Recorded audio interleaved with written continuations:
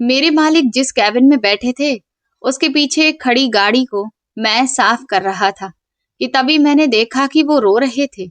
उनके हाथ में उस वक्त कुछ था।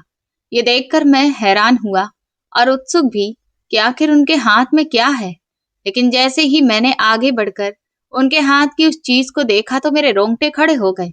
ऐसा लगा जैसे मेरा सर चकरा गया हो, क्योंकि उनके हाथ में तो मैं बस 13 साल का था, लेकिन मेरे ऊपर जिम्मेदारियां बहुत बड़ी थीं। मेरे पिताजी बिस्तर पर थे। वो ना तो बोल पा रहे थे, ना चल पा रहे थे। बस अपना हाथ हिला सकते थे। उनकी आंखें ही थोड़ा बहुत हिलती थी। वो अपनी आंखों से ही मुझसे बात करने की कोशिश करते थे। मेरी माँ इस दुनिया से कब गई मुझे कुछ नहीं पता। मुझे तो उनका चेहरा तक याद नहीं। सिर्फ ये याद है कि मेरे पिता ने ही मुझे पाला है। वो मुझे अपने साथ गांव में ले गए। वहां उन्होंने दिन रात मेहनत मजदूरी की। वो कभी ईंटें उठाते तो कभी सीमेंट की बोरियां ढोते। कभी वो दूसरों के खेतों में काम करते।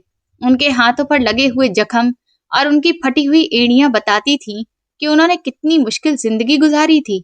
मैं जब छोटा था तो पापा जब थके हुए घर वापस आते तो वो पसीने से भीगे होते थे, लेकिन फिर भी वो मेरे लिए खाना लाते थे। वो मुझे अपने पास बिठाकर खिलाते, लेकिन खुद बहुत कम खाते। मुझे तब कुछ भी समझ नहीं आता था कि वो ऐसा क्यों करते हैं, लेकिन अब सब समझता हूँ कि वो अपनी भूख मारकर मेरी भूख मिटाते थे। फिर एक दिन सब बदल गया। पिताजी उस दिन बहुत ज्यादा वजन उठा रहे थे। गर्मी बहुत तेज थी। जो मालिक था वो चिल्ला चिल्ला कर उनसे जल्दी काम करवाने को कह रहा था। उन्होंने तभी एक भारी बोरी अपने कंधे पर रखी और कुछ कदम चले ही थे कि अचानक जमीन पर गिर गए। पहले तो सब तमाशा देखते रहे। फिर किसी ने पानी डाला, किसी ने कहा कि शायद बीपी बढ़ गया है, कोई बोला कि पैरालाइज का अटैक हुआ है। जब मैं वहां पहुंचा तो पिताजी जमीन पर ही पड़े थे। आंखें खुली थीं, मगर शरीर बेजान था। मैं बहुत जोर जोर से रोने लगा। उनका हाथ पकड़ने की कोशिश कर रहा था, लेकिन उनका हाथ कोई हरकत नहीं कर रहा था। उस दिन के बाद हमारी जिंदगी खत्म हो गई। मैं पिताजी को लेकर शहर आ गया। मुझे लगा कि शायद यहाँ के बड़े डॉक्टर उनको ठीक कर देंगे। मैं एक अस्पताल से दूसरे अस्पताल जाता रहा। हर जगह लंबी लाइनें थीं, लेकिन हर डॉक्टर एक ही बात कहता, इलाज कराओ, फिजियोथेरेपी कराओ, लेकिन इसमें वक्त लगेगा। वक्त तो था, लेकिन पैसे कहाँ थे? मेरे पास इतने पैसे तक नहीं थे कि मैं पिताजी की दवा ले सकूं। हम एक छोटे से कमरे में रहते थे। कमरे की दीवारें सीलन से भरी थी। छत भी टूटी हुई थी। बारिश होती तो पानी अंदर टपकता था। मैं रोज सुबह नौकरी की तलाश में निकलता। हर दुकान, हर वर्कशॉप पर जाता, हर होटल के आगे खड़ा होता, लेकिन सभी मुझे देखकर यही कहते कि तुम बहुत छोटे हो, यहाँ काम नहीं मिलेगा। कोई वहां से धक्का दे देता तो कोई मेरा मजाक उड़ाता। कभी कोई कहता कि जब बड़े हो जाओ तब आना। मैं शाम को खाली हाथ घर आता तो पिताजी की आंखें मुझे देखती रहती, जिनमें सवाल होते। शायद वो पूछते थे कि कुछ मिला क्या, और मैं झूठ बोल देता, पिताजी फिक्र मत करिए, कल देखना जरूर काम मिल जाएगा। फिर एक दिन मैं बहुत देर तक भूखा ही घूमता रहा। गर्मी बहुत तेज थी। सिर में दर्द हो रहा था। मेरे पैर मेरा साथ ही नहीं दे रहे थे। मैं एक बहुत बड़ी वर्कशॉप के सामने पहुंचा। वो जगह शहर की दूसरी जगहों से थोड़ी अलग लग रही थी। अंदर काफी बड़ी बड़ी गाड़ियां खड़ी थीं। ऐसी गाड़ियां जिन्हें मैंने सिर्फ तस्वीरों में देखा था। कुछ गाड़ियां तो इतनी चमक रही थी कि उनमें अपना चेहरा दिख जाता था। मैंने सोचा कि शायद यहाँ भी मुझे भगा दिया जाएगा, लेकिन इससे पहले कि मैं कुछ कहता, मेरी आंखों के सामने अंधेरा छा गया और मैं वहीं बेहोश होकर गिर गया। जब मेरी आंख खुली तो एक आदमी मेरे सामने बैठा था। उनके हाथ में पानी की बोतल थी। वो अच्छे कपड़े पहने थे, लेकिन उनके चेहरे पर रूखापन नहीं, बल्कि नरमी दिख रही थी। उन्होंने मुझे सहारा देकर बिठाया और पानी पिलाया। बोले, बेटा, यहाँ क्या कर रहे हो? मैं तुम्हें 2-3 दिन से देख रहा हूँ कि तुम रोज इधर से निकलते हो। क्या बात है? उनकी बात सुनकर मेरी आंखों में आंसू आ गए। मैंने पहली बार किसी के सामने अपने दिल की बात कही। मैंने कहा, मेरे पिताजी बीमार हैं, मुझे नौकरी चाहिए। वो कुछ देर चुप रहे, फिर उन्होंने अपनी वर्कशॉप की तरफ देखा और बोले कि ये तो बहुत बड़ी वर्कशॉप है और यहाँ तो पढ़े लिखे लोग काम करते हैं, बड़े बड़े लोग आते हैं। मैं तुम्हें यहाँ किसी काम के लिए नहीं रख सकता हूँ। उनकी बात सुनकर मेरा दिल ही बैठ गया। मुझे लगा कि इन्होंने भी मना कर दिया। मैंने रोते हुए कहा कि मैं कुछ भी कर लूंगा, बस मुझे कोई भी काम दे दीजिए। अगर मैं खाली हाथ घर गया तो मेरे पिताजी मर जाएंगे। मेरी ये बात सुनकर उनके चेहरे का रंग उड़ गया और उनकी आंखों में नमी आ गई। वो कुछ देर चुप रहे, फिर बोले, अच्छा ठीक है, मैं तुम्हें रख लेता हूँ। यहाँ पर काफी खुला एरिया है, इसीलिए धूल बहुत आती है। तुम गाड़ियों की डस्टिंग कर दिया करना, बस ऊपर ऊपर से साफ कर लेना। ये सुनकर मैं हैरान रह गया। मुझे भरोसा नहीं हो रहा था। वो बोले कि मैं तुम्हें 25,000 रुपए महीना दूंगा। 25,000 रुपए? ये तो मेरे लिए किसी खजाने से कम नहीं था। मुझे तो लगा जैसे मेरी लॉटरी ही लग गई। उनकी बातों से मुझे समझ आ रहा था कि उन्हें उस काम की शायद जरूरत भी नहीं थी। वो सिर्फ मेरी मदद कर रहे थे। उनका नाम बलदेव था। मैं बार बार उनके पैर छूकर उन्हें धन्यवाद बोल रहा था। मेरे हाथ कांप रहे थे और आंसू रुक नहीं रहे थे। उस दिन मैं खुशी में भागता हुआ घर वापस गया। कमरे में अंधेरा था। पिताजी बिस्तर पर लेटे हुए छत देख रहे थे। मैं उनके पास बैठ गया। उनका हाथ पकड़ा तो वो बहुत ठंडा था। मैं रो भी रहा था और हंस भी रहा था। मैंने कहा, पिताजी, मुझे नौकरी मिल गई है। ये सुनकर उनकी आंखों में अचानक से चमक आ गई। वो बोल नहीं सकते थे, लेकिन उनकी आंखों में खुशी साफ नजर आ रही थी। मैं लगातार उनसे बातें करता रहा, उन्हें अपने मालिक बलदेव के बारे में बताता रहा। मैंने उनसे कहा कि अब मैं आपका इलाज कराऊंगा, अब मैं वो सारी दवाइयां खरीदूंगा और अब हम भूखे भी नहीं सोएंगे। पिताजी मुझे देखते रहे। सच कहूं तो कभी कभी उनको ऐसे देखकर मैं टूट जाता था। मुझे बहुत दुख होता था। एक वक्त था जब वो मुझे उठाकर चलते थे और अब एक वक्त ये था कि वो अपना हाथ तक नहीं हिला सकते थे। उस रात मैं बहुत देर तक जागता रहा। पिताजी सो रहे थे। मैं उनके पास बैठा उनको देखता रहा और पहली बार मुझे लगा कि शायद हमारी जिंदगी बदलने वाली है। मेरा नाम अर्जुन है। मेरे पापा मुझे बहुत प्यार करते थे। वो भले ही इस वक्त बिस्तर पर थे, लेकिन उन्हें मेरी हर वक्त फिक्र रहती थी। मैं रोज सुबह जल्दी उठता, अपने पिताजी को अच्छे से नहलाता धुलाता, उनकी दवाइयां देता, अपने हाथों से खाना खिलाता। कभी कभार उन्हें खांसी आने लगती तो मैं घबरा जाता। मैं जल्दी से उनकी पीठ सहलाता और उनके सिर के नीचे तकिया ठीक करता। गर्मी बहुत बढ़ गई थी। कमरे का पंखा भी ठीक से नहीं चलता था। दोपहर को तो अंदर सांस लेना भी मुश्किल होता था। मेरे पिताजी के होंठ बार बार सूख जाते थे, इसीलिए मुझे काम के दौरान भी बीच में घर वापस आना पड़ता था ताकि उन्हें मैं पानी पिला सकूं। मेरी जिंदगी बहुत मुश्किल हो गई थी, लेकिन मैंने बलदेव साहब को अपनी पूरी दिक्कत नहीं बताई थी, क्योंकि मुझे लगता था कि उन्होंने पहले ही मुझ पर बहुत बड़ा एहसान किया है। मैं अब और उन्हें परेशान नहीं करना चाहता था। अगले दिन सुबह ही मैं वर्कशॉप पहुंच गया। वो जगह बहुत बड़ी थी। महंगी गाड़ियां एक कतार में खड़ी थीं। कुछ लोग कैबिन में बैठकर कंप्यूटर पर काम कर रहे थे। कुछ लोग गाड़ियों के इंजन खोल रहे थे। मैं चुपचाप एक तरफ खड़ा था। तभी वहां काम करने वाले कुछ लोग मेरे पास आए। उन्होंने मुझे ऊपर से नीचे तक देखा। उनके चेहरे पर अजीब सी घृणा दिख रही थी। एक आदमी बोला, तुम यहाँ क्या कर रहे हो? मैंने कहा कि वो मुझे मालिक ने नौकरी पर रखा है। वो जोर से हंसकर बोला, अच्छा, मालिक ने और तुम्हें नौकरी पर रखा है? क्यों, तुम्हारे पास भी क्या बहुत बड़ी डिग्री है? ये कहकर वो एक बार फिर अपने साथी के हाथ पर ताली मारते हुए जोर से हंसा। तुम्हारी उम्र देखी है? दूसरा आदमी बोला। तभी वहां चाय बनाने वाला भी आ गया। वो बोला, ये कहाँ से आ गया? मैंने कहा कि मुझे गाड़ियां साफ करने के लिए रखा गया है। ये सुनकर वो लोग एक दूसरे का मुंह देखने लगे। फिर तंज भरे अंदाज में बोले, ये गाड़ियां देख रहे हो? करोड़ों की गाड़ियां हैं, पहले से ही साफ खड़ी हैं। तुम क्या इन्हें साफ करोगे? मैंने कुछ भी नहीं कहा। मैं चुपचाप कपड़ा उठाकर एक गाड़ी की डस्टिंग करने लगा। इतने में एक आदमी गुस्से में मेरी तरफ बढ़ा और मेरा हाथ पकड़ लिया और जोर से बोला, हटो यहाँ से। तुम्हारी औकात इतनी नहीं है कि तुम गाड़ियों को हाथ भी लगाओ। उसने मुझे धक्का दे दिया। मैं पीछे की तरफ लड़खड़ाकर गिरने लगा कि तभी किसी ने मुझे पकड़ लिया। अगर वो नहीं पकड़ता तो मैं जमीन पर गिर जाता। मुड़कर देखा तो वो बलदेव साहब थे। उनका चेहरा बहुत सख्त हो गया था।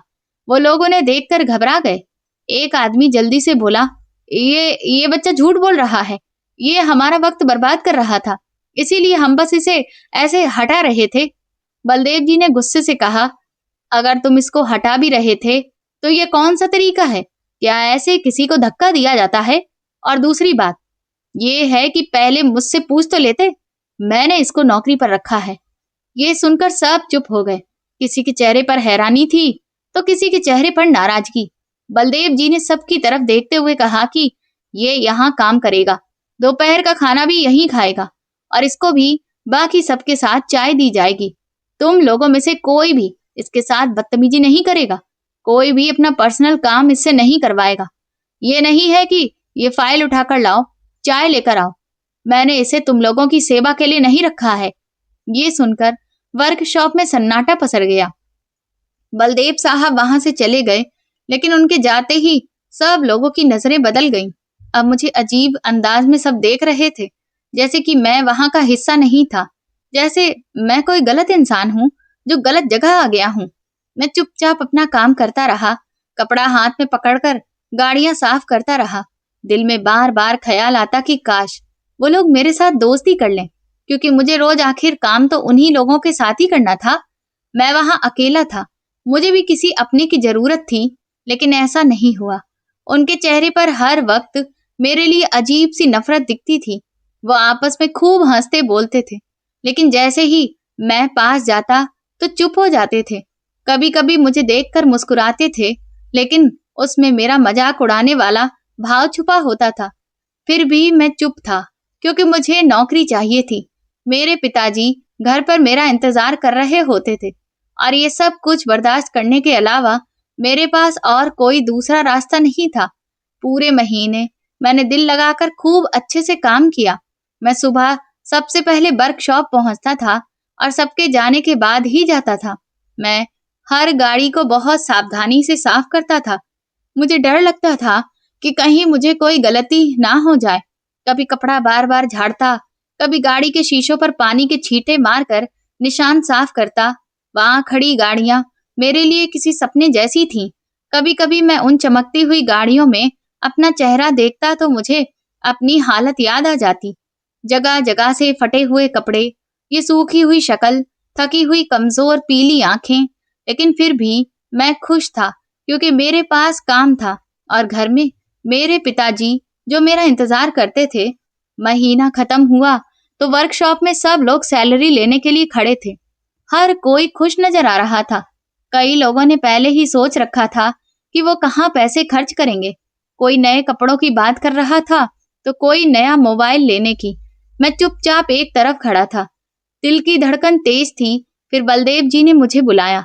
मैं धीरे धीरे उनके पास गया।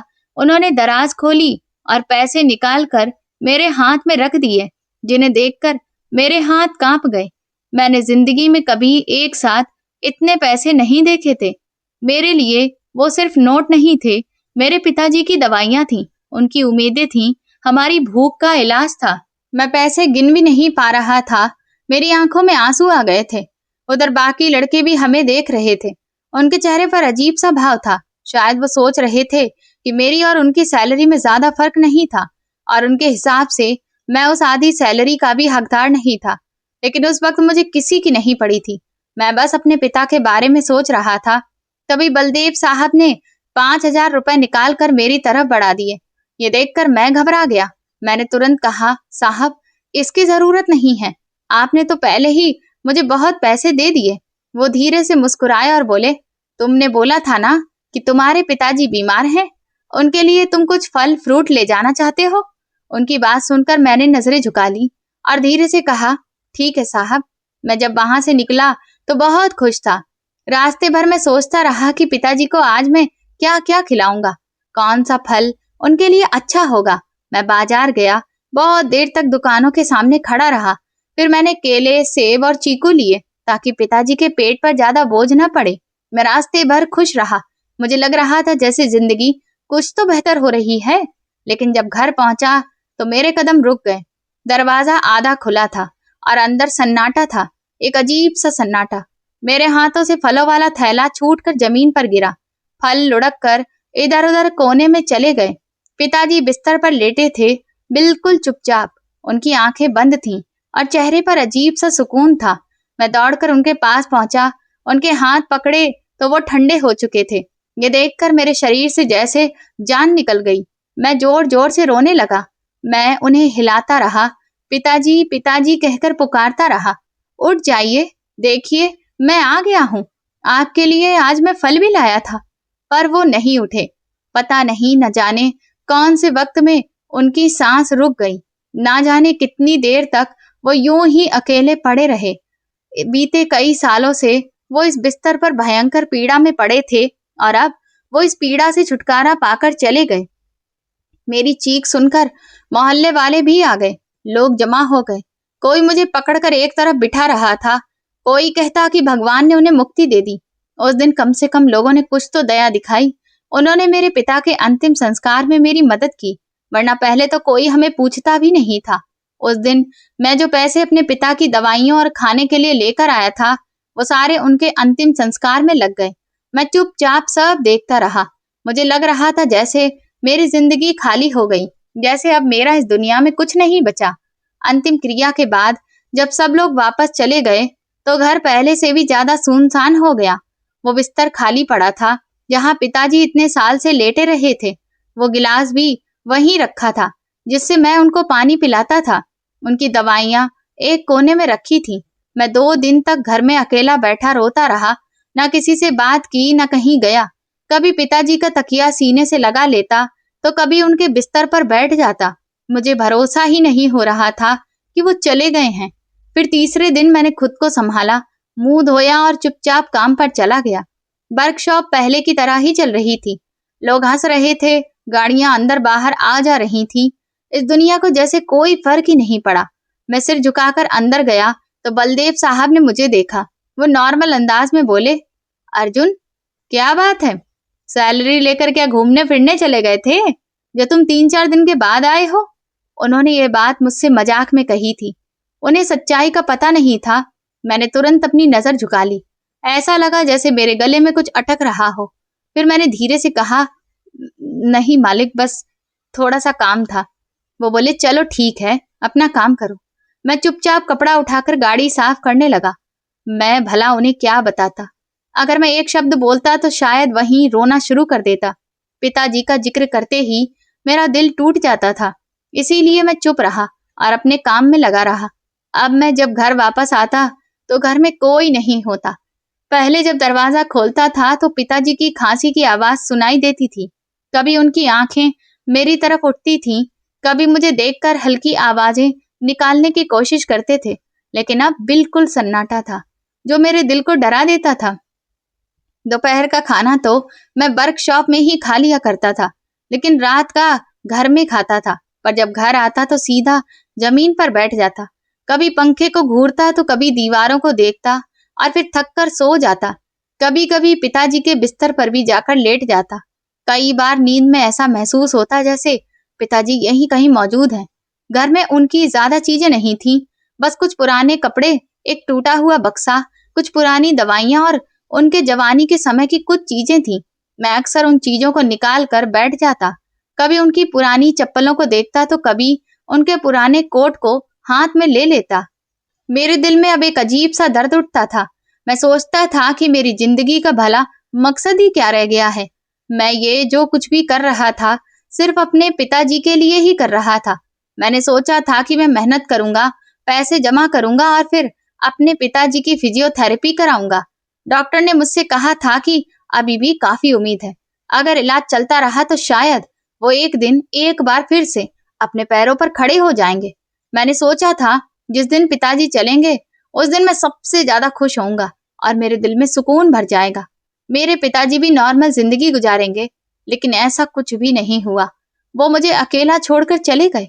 एक रात मैं उनके पुराने कोट को गले से लगाए बैठकर रो रहा था। कमरे में बल्ब की हल्की रोशनी थी, बाहर कुत्ते भौंक रहे थे और मैं अपने दुख में डूबा था। अचानक मुझे कोट के किनारे पर कुछ कठोर सा महसूस हुआ। मैंने उसे हाथ से अच्छे से छूकर देखा। पहले मैंने उसकी जेब चेक की, लेकिन वो तो खाली थी, अंदर कुछ नहीं था।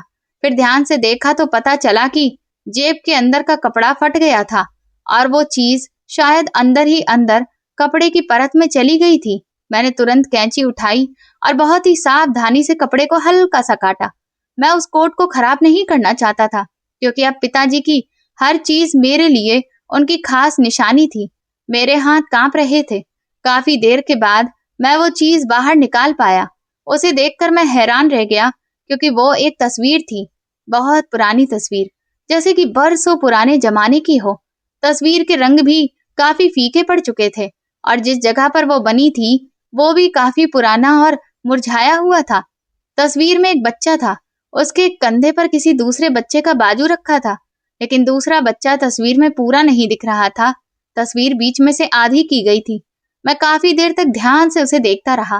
फिर मुझे एहसास हुआ कि ये मेरे पिताजी नहीं थे। मैं चौंक गया। मैंने उस तस्वीर को बल्ब के पास करके देखा, लेकिन उसे देखकर मैं समझ गया कि वो मेरे पिताजी तो बिल्कुल भी नहीं थे। पता नहीं ये कौन है? मैंने सोचा शायद ये पिताजी के किसी दोस्त की तस्वीर हो, क्योंकि कभी कभी दोस्त भी भाइयों से बढ़कर होते हैं, यहाँ तक कि माँ बाप से भी ज्यादा खास हो जाते हैं। शायद इसीलिए पिताजी ने इस तस्वीर को इतने सालों तक संभाल कर रखा, और इस तस्वीर में कंधे पर रखा हुआ जो हाथ है वो शायद पिताजी का ही हो सकता है ये उनके बचपन के दोस्त हो। तभी आधी तस्वीर पिताजी के पास थी और आधी उनके दोस्त के पास होगी। मुझे लगा शायद इस तस्वीर में उनकी जिंदगी का कोई राज छुपा हुआ है। उस वक्त मेरे पास सिर्फ सवाल थे, जवाब नहीं थे। मैंने बहुत सावधानी से वो तस्वीर अपने पर्स में रख ली। अब वो भी मेरे लिए मेरे पिता की आखिरी निशानी थी। उस रात मैं देर तक जागता रहा, छत को देखता रहा और सोचता रहा कि अब मैं क्या करूं, क्योंकि इंसान को जिंदा रहने के लिए सिर्फ सांसें ही नहीं चाहिए होती, एक उम्मीद चाहिए होती है, एक मकसद चाहिए होता है। काम करते करते मुझे वहां के लोगों के बारे में काफी कुछ पता चलने लगा था कि कौन किस व्यवहार का है, किसे किससे जलन होती है, कौन सिर्फ अच्छा बनता है लेकिन पीठ पीछे बुराइयां करता है। इसी दौरान मुझे ये भी पता चला कि बलदेव जी का इस दुनिया में उनकी पत्नी के अलावा कोई नहीं था, उनके बच्चे नहीं थे। हालांकि उनकी शादी को काफी साल गुजर चुके थे। ये बात सुनकर मैं कुछ देर शांत हो गया। फिर मेरे दिल में अचानक से एक अजीब एहसास पैदा हुआ। मुझे लगा शायद इसलिए वो मेरे साथ इतने अच्छे तरीके से पेश आते हैं और मेरी छोटी छोटी बातों का भी ख्याल रखते थे, और इसीलिए शायद उन्होंने बिना किसी मतलब के मुझे सहारा दिया, क्योंकि उनके अपने बच्चे नहीं थे। मैंने अपनी जिंदगी में दो तरह के लोग देखे थे। एक वो जिनको बच्चों का शौक ही नहीं होता, अगर उनकी औलाद ना हो तो उन्हें कोई फर्क नहीं पड़ता, वो अपनी जिंदगी में खोए रहते हैं। लेकिन कुछ लोग ऐसे भी होते हैं जिनके दिल में औलाद की ख्वाहिश बहुत गहरी होती है। वो बच्चों को देखकर मुस्कुराते हैं, किसी छोटे बच्चे की आवाज सुनकर रुक जाते हैं, उनकी आंखों में खालीपन होता है, और जब उनकी अपनी औलाद नहीं होती तो वो खालीपन जिंदगी भर खत्म नहीं होता। मुझे लगता था बलदेव साहब शायद ऐसे ही इंसान थे। जब वो कभी मुझे देखते तो उनके चेहरे पर अजीब सी नमी आ जाती थी। कभी कभी वो मेरे सर पर हाथ रख देते थे, कभी पूछते खाना खाया, कभी कहते कि धूप में ज्यादा मत घूमा करो। पहले मुझे लगता था शायद वो बस अच्छे इंसान हैं, लेकिन अब मुझे महसूस होने लगा था कि शायद वो मुझे अपनी औलाद की तरह ही देखते हैं, और ये सोचकर मेरे दिल में उनके लिए इज्जत और बढ़ गई थी।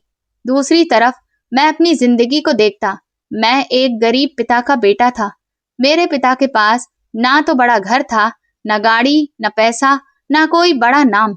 उनके पास सिर्फ मैं था, और वो मुझे दुनिया की हर चीज से ज्यादा चाहते थे।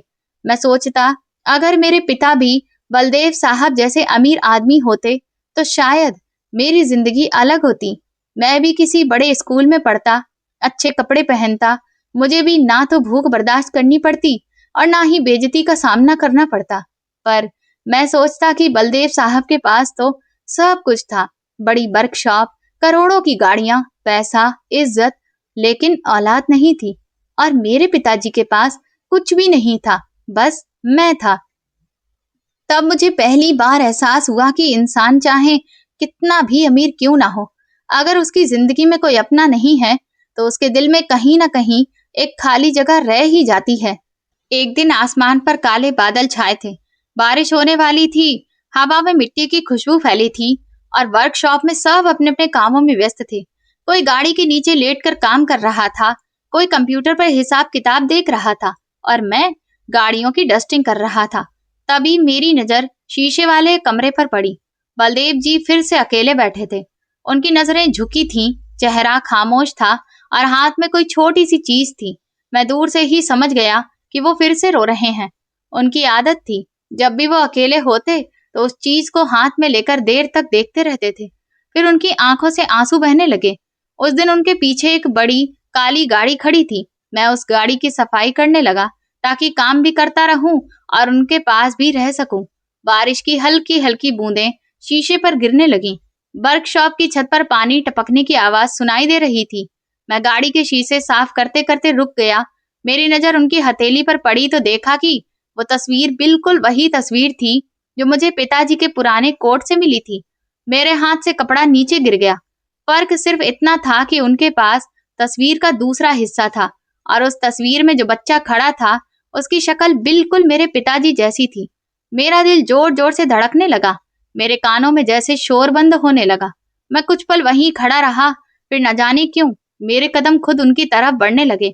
मैं पास पहुंचा तो उन्होंने तुरंत अपनी आंखें पोंछी और तस्वीर अपनी मुट्ठी में बंद करके छुपाने लगे।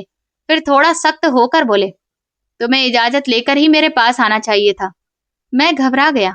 मैंने तुरंत कहा, माफ कर दीजिए सर, लेकिन एक बहुत जरूरी बात है। उन्होंने हैरानी से मेरी तरफ देखा और धीरे से बोले, क्या बात है? मैंने नजरें उनके हाथ की तरफ घुमाई और कांपती आवाज में कहा, पहले आप ये बताइए कि तस्वीर में कौन है और आप इन्हें देखकर रो क्यों रहे थे? ये सुनते ही उनके चेहरे के भाव बदल गए। उन्होंने कुछ पल चुप रहकर मुझे देखा, फिर एक लंबी सांस ली। बारिश तेज हो चुकी थी। कमरे के शीशे पर पानी बह रहा था और अंदर अजीब सा उदास माहौल था। वो अपनी कुर्सी पर बैठे और धीरे से बोले, ये बात मैंने कभी किसी से नहीं कही, लेकिन पता नहीं क्यों तुम्हें बताने का दिल कर रहा है। मैं चुपचाप खड़ा सुनता रहा। उन्होंने तस्वीर को अपनी हथेली में रखते हुए कहा, ये मेरे लिए मेरा सब कुछ था। उनकी आवाज भारी हो गई। वो बोले, हम दोनों भाई थे। बचपन में हर वक्त साथ रहते थे, साथ खाते, साथ सोते, एक दूसरे के बिना नहीं रह सकते थे। जैसे जैसे मैं उनकी बात सुन रहा था, मेरा दिल अंदर से कांप रहा था। वो बोले, हमारे खानदान के पास बहुत पैसा था, काफी सारी जमीन और कारोबार था, सब कुछ था, लेकिन मेरे ताऊ जी को ये सब बर्दाश्त नहीं हुआ। वो हमसे जलते थे। जब मेरे पिता इस दुनिया से गए तो सब कुछ बदल गया। ताऊ जी ने हमारे घर पर कब्जा करने के लिए हमला कर दिया। घर में लड़ाइयां हुई, चीख पुकार मच गई, भयंकर डर का माहौल था। ये कहकर उन्होंने अपनी आंखें बंद कर ली। फिर धीरे से बोले, मेरी माँ भी तब तक इस दुनिया से जा चुकी थी।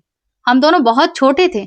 घर में हर तरफ लोग भाग रहे थे, सामान तोड़ा जा रहा था, शोर मचा था।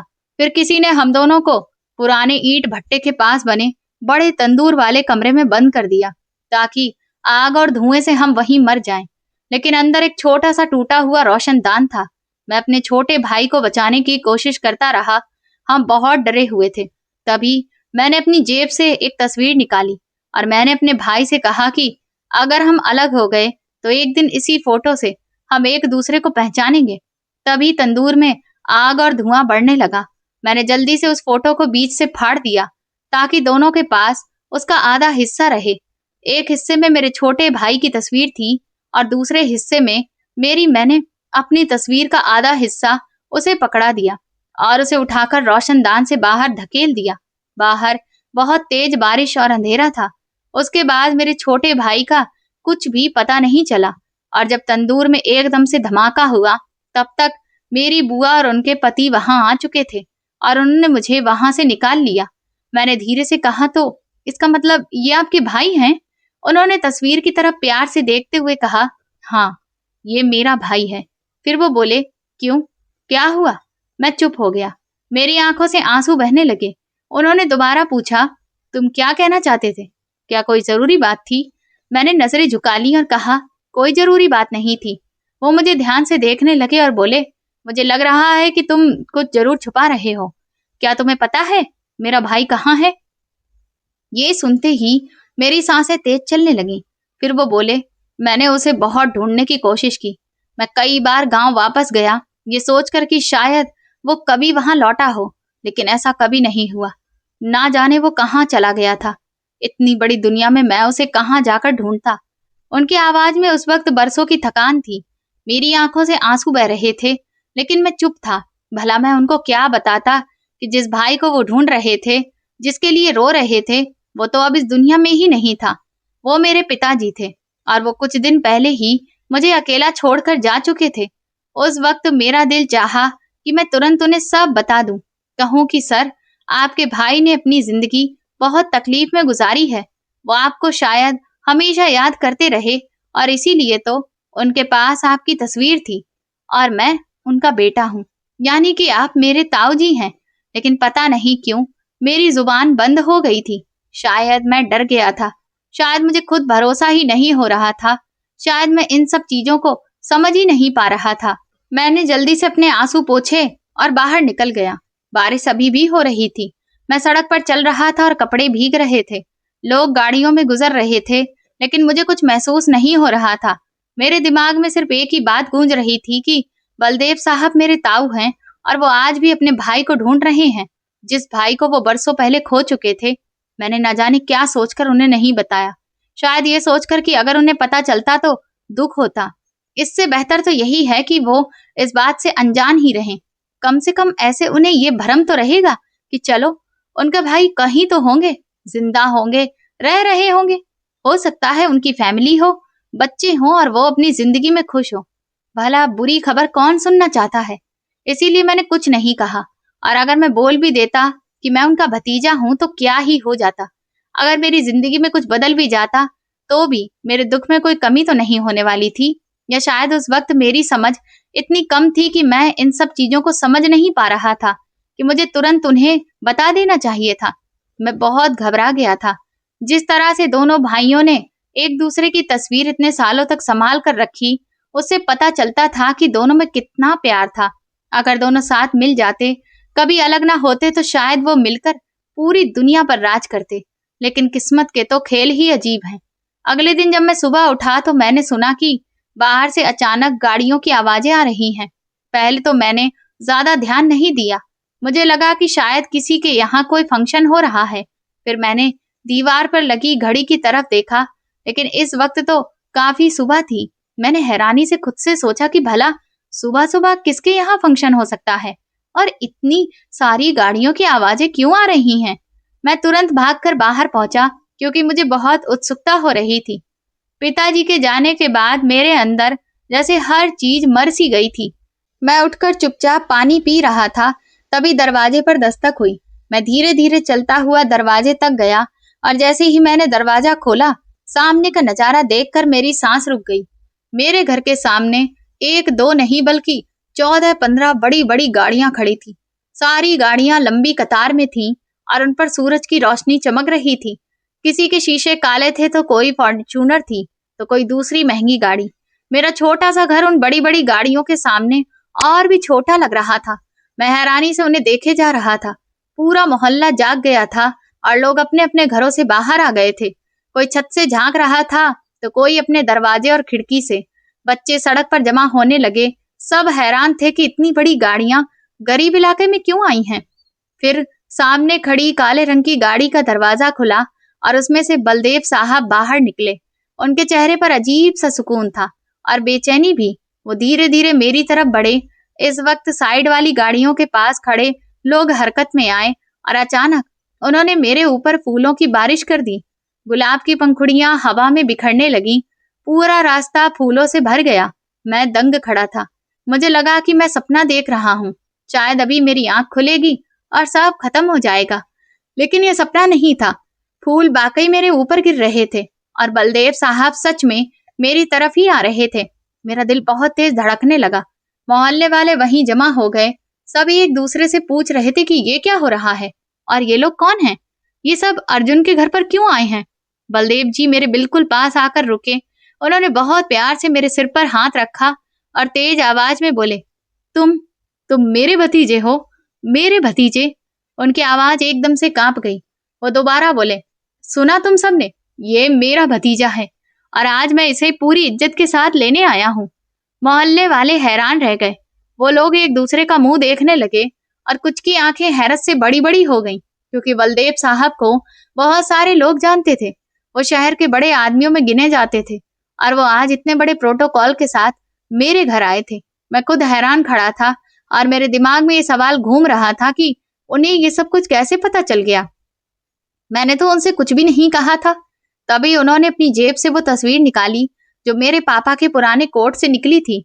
उसे देखकर मैं समझ गया कि शायद कल जब मैं उनके कमरे से बाहर निकला था तो वो तस्वीर मेरी जेब से वहीं गिर गई होगी और उसे देखकर वो समझ गए होंगे, क्योंकि वो तस्वीर और किसी के पास तो हो ही नहीं सकती थी।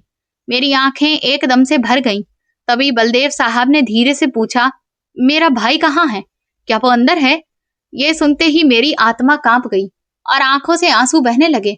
मैं कुछ पल उनकी तरफ देखता रहा, लेकिन मेरे मुंह से एक शब्द नहीं निकला। मैं उन्हें अपने पिता के बारे में कुछ बता ही नहीं पा रहा था और बलदेव साहब उम्मीद भरी आंखों से मुझे ही देख रहे थे, जिसमें आज की नहीं बल्कि बरसों पुरानी उम्मीद थी। वो उम्मीद जो शायद उन्होंने कभी छोड़ी ही नहीं थी। और आज मैं उनके सामने खड़ा था, उनके भाई का बेटा, लेकिन मेरे पास उनके लिए वो खबर थी जो किसी भी इंसान को अंदर से तोड़ देती। मैं बड़ी मुश्किल से खुद को संभाल कर धीरे से उनसे बोला, आप पहले अंदर आइए। वो कुछ पल मुझे देखते रहे, फिर चुपचाप मेरे साथ अंदर आए। उनके लोग बाहर ही रुक गए। कोई गाड़ी के पास खड़ा था तो कोई मोहल्ले वालों को पीछे हटा रहा था और मैं बलदेव साहब को अपने छोटे से घर के अंदर लाया। घर बिल्कुल खामोश था, जैसे पिताजी के जाने के बाद हो गया था। पुराना पंखा आवाज के साथ चल रहा था। दीवारों पर सीलन थी और एक कोने में पिताजी का बिस्तर पड़ा था। जैसे ही बलदेव साहब की नजर उस बिस्तर पर पड़ी तो उनके चेहरे के हाव भाव बदल गए। वो ध्यान से उस कमरे को देखने लगे, जैसे बरसों पुरानी किसी याद को महसूस कर रहे हों। मैं जल्दी से बाहर वाले होटल से चाय मंगवा लाया। मेरे हाथ कांप रहे थे। चाय आई तो मैंने कप उनके सामने रखा और फिर मैं उनके सामने बैठ गया। कमरे में अभी भी खामोशी थी। बाहर लोग बातें कर रहे थे, गाड़ियों के इंजनों की हल्की आवाज आ रही थी और अंदर मैं और बलदेव साहब एक दूसरे के सामने थे। हमारे बीच में ऐसा राज मौजूद था जिसने हमारी पूरी जिंदगी को बदल कर रख देना था। मैंने फिर उन्हें सब कुछ बता दिया। कमरा अभी भी शांत था, लेकिन जैसे जैसे मैं बताता जा रहा था वहां की खामोशी भारी होती जा रही थी। मैं उनके सामने बैठा था और आंखें बार बार भीग रही थी।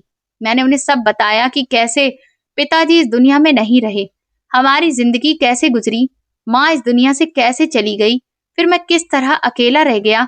मैंने बताया कि पिताजी पहले कैसे थे, फिर उन्हें कैसे अटैक पड़ा, अस्पताल के वो भारी दिन, वो बेबसी और फिर इतने साल बिस्तर पर पड़े रहना।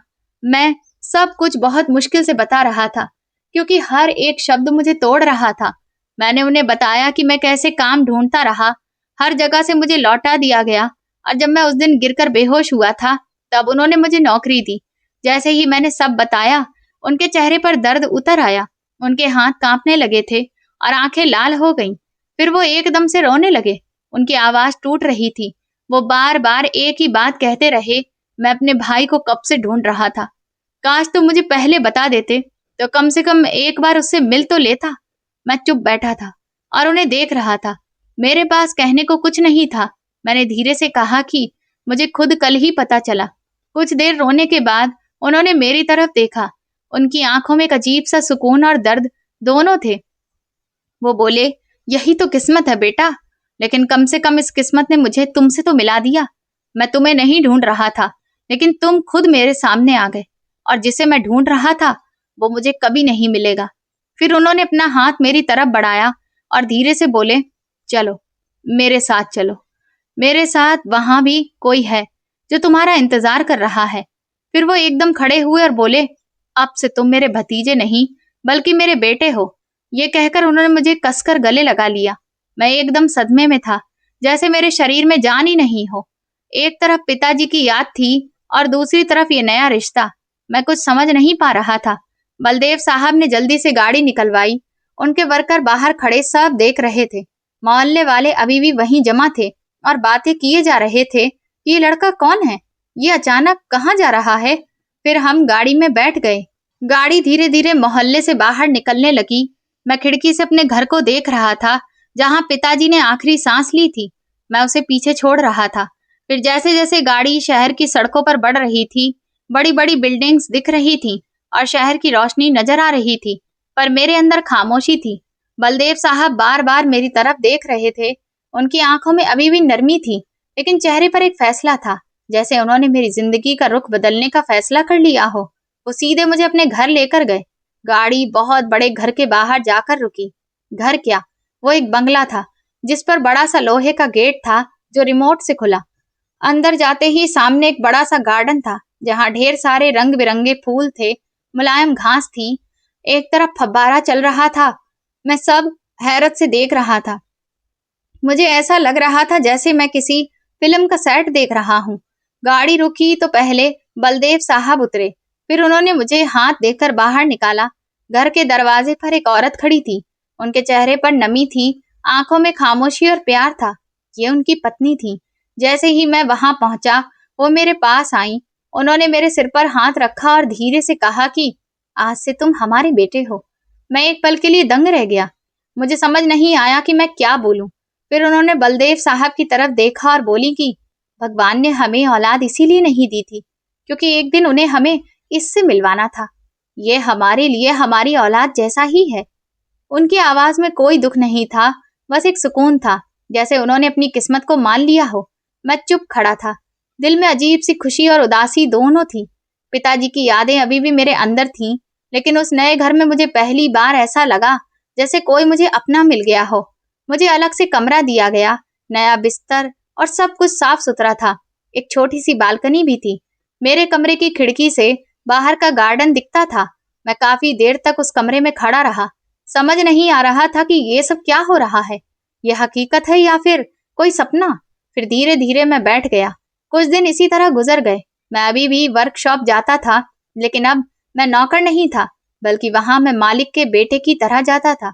जिस जगह कभी मैंने धक्के खाए थे, जिस जगह लोग मुझे नफरत की नजर से देखते थे, वही लोग अब मेरे सामने झुककर बात करते थे। अब मुझे छोटे मालिक कहकर बुलाते थे। लेकिन मेरे अंदर कोई घमंड नहीं था। मैं वैसा ही था जैसे पहले था, शांत, गंभीर और अंदर से टूटा हुआ। मेरे अंदर मेरे पिता की परवरिश जिंदा थी। उन्होंने कभी भी मुझे किसी के साथ बुरा व्यवहार करना नहीं सिखाया था, और जिंदगी ने भी मुझे यही सिखा दिया था कि घमंड हमेशा इंसान को गिरा देता है।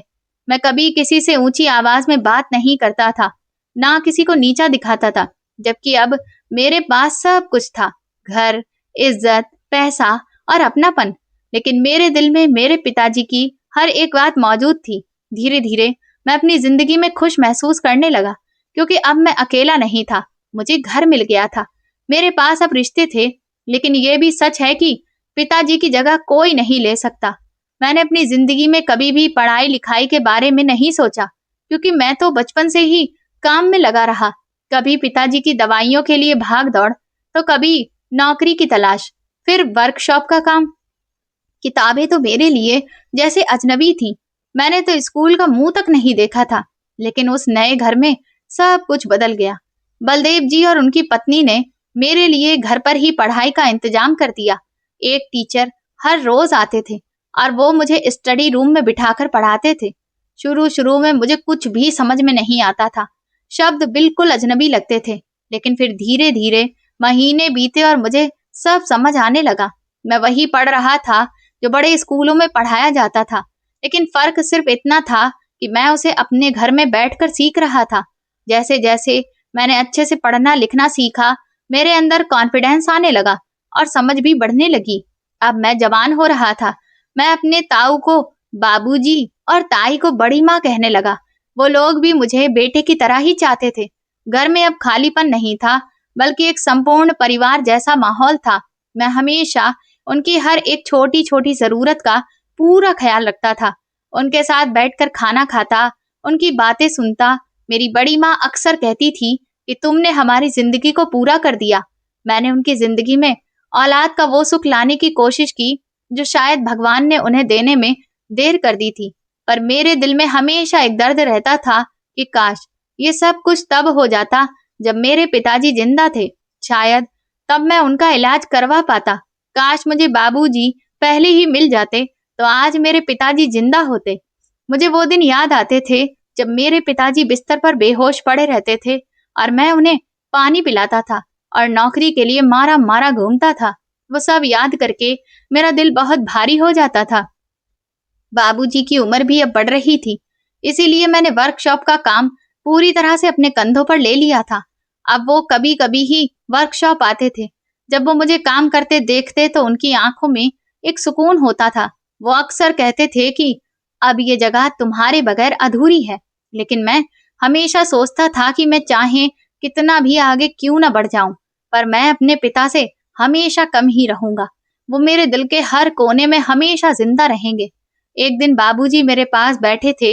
वो वर्कशॉप की फाइलें देख रहे थे। फिर अचानक बोले कि जिस आदमी ने हमारी प्रॉपर्टी पर कब्जा करने की कोशिश की थी और जिसकी वजह से हम भाई अलग हो गए थे, वो अब हमारे सामने कुछ भी नहीं है।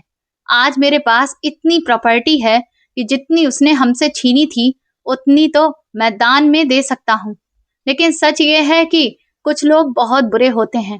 वो थोड़ी सी चीज के लिए भी लोगों की जिंदगियां तक बर्बाद कर देते हैं, रिश्ते तक तोड़ देते हैं।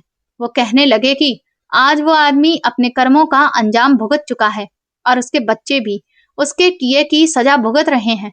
ये सुनकर मेरे दिल में थोड़ा सुकून महसूस हुआ कि चलो, इंसाफ तो हुआ, लेकिन बहुत देर से हुआ था। तो दोस्तों, आप लोग किस शहर से हमारी कहानी सुन रहे हैं और आपको ये कहानी पसंद आई हो तो प्लीज कमेंट करके जरूर बताएं। इस वीडियो को लाइक करें, ज्यादा से ज्यादा शेयर करें और हाइप दें। साथ ही चैनल को सब्सक्राइब करना ना भूलें। और अगर आपको मेरी मेहनत पसंद आई हो तो मुझे सुपर थैंक्स देकर अपना प्यार और सपोर्ट जरूर दिखाएं, ताकि मैं आपके लिए ऐसी ही शानदार कहानियां लाती रहूं। इस कहानी के सभी पात्र और घटनाएं काल्पनिक हैं। इसका उद्देश्य केवल मनोरंजन और भावनात्मक प्रस्तुति करना है। किसी भी व्यक्ति, स्थान या घटना से समानता मात्र संयोग मानी जाए। हमारा उद्देश्य किसी की भावनाओं को ठेस पहुंचाना नहीं है। धन्यवाद।